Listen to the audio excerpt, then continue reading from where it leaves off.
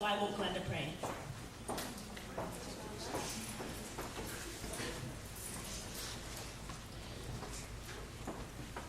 Whenever people asked her about Reggie, she told them that he was killed in prison for trying to escape. But what Glenda wouldn't tell them is that her son Reggie was raped. And every time she visited that place, she would close her eyes and visualize Reggie at 10 years old, riding his bike, sunlight smeared across his face, curious blue eyes and burnt sienna skin, virginity bulging from his shirt pocket like a pack of Virginia Slims, and even though those streets snatched him up, she will always remember him as one of the good ones, until he started making those runs for them. Those weight pushers who treated him like he was the best thing since gold chains, thick like nooses. So when Reggie started coming home with an alien ego, little did Glenda know that that was her dream house hanging from his neck. And that bracelet dangling from his wrist was 2 months rent in the projects. And from can't-see to can't-see, Glenda was constantly busting her ass for that next check, so she had no clue that Reggie had stopped running track so he could start running shit. Bullshit to be exact. Bullshit to be exact.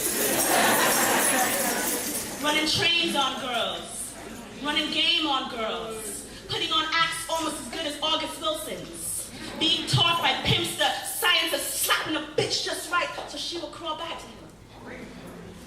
Slapping a bitch just right so she will crawl back to him.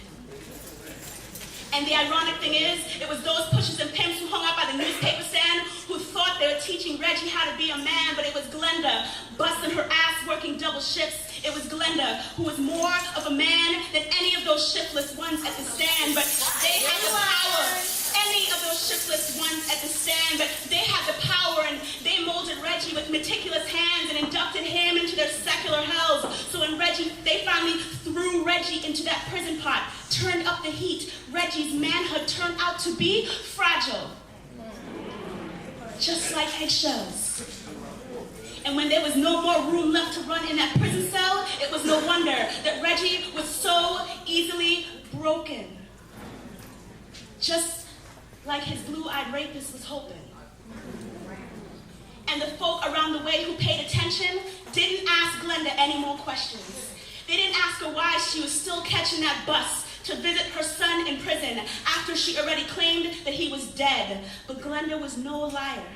Because when the powers that be turned up that fire and Reggie's inmate tore into him over and over again, there was no amount of stitches or Neosporin that could heal such an ordeal, and Glenda could feel her son dying. And because Glenda was so riddled with guilt, that whenever Reggie requested it, whenever he requested it, sure, she would bring him another designer wig and some red lipstick.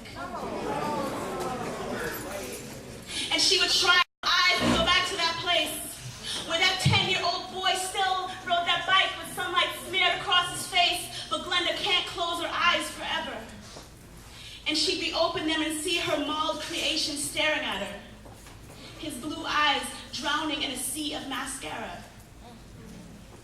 And every week, she would torture herself like this, leaving that penitentiary saturated with so much guilt that no matter how much you wrung her out like a towel, she will never be free of it. And the guilt is not because of the double shifts. And it's not because she too often left her pair of Hawkeyes by the bathroom sink. The guilt is because when a blue-eyed stranger raped Glenda 24 years ago and she found out that she was pregnant, Glenda had prayed for a girl. And now she had one. What? God answered her prayers. And that is why Glenda will never pray